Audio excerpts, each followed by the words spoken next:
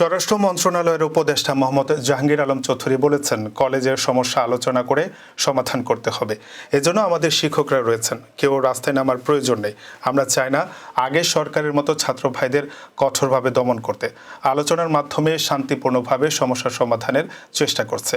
যারা আন্দোলন করছে তারা আমারই ভাই, আমরা কাদের উপর কঠোর হব। মঙ্গলবার দুপুরে সুনামগঞ্জের তাহিরপুর উপজেলার ফসল রক্ষা বাঁধ হাওয়ার পরিদর্শন শেষে সাংবাদিকদের প্রশ্নের জবাবে এসব কথা বলেন তিনি। জাহাঙ্গীর আলম বলেন, ছাত্ররা রাস্তায় না নেমে দাবি নিয়ে আলোচনা করতে পারে, সোহরাওয়ার্দী উদ্যানে এসেও তাদের ক্ষোভ প্রকাশ করতে পারে, ছাত্রদের প্রতিনিধি গিয়েও আমাদের সঙ্গে আলোচনা করতে পারে। এক কলেজের সঙ্গে আরেক কলেজের যে সমস্যা হচ্ছে, ছাত্ররা চাইলে তাদের প্রতিনিধি ও শিক্ষকরা বসে আলোচনা করতে পারে। আমরা অনুরোধ করব ছাত্ররা যাতে রাস্তায় না নেমে দাবি নিয়ে আলোচনা করেন। স্বরাষ্ট্র উপদেষ্টা বলেন, আমরা চাই না কঠোর হতে। কঠোর হলে আপনারাই বলবেন আমরা আগের সরকারের মতো হয়ে গেছি।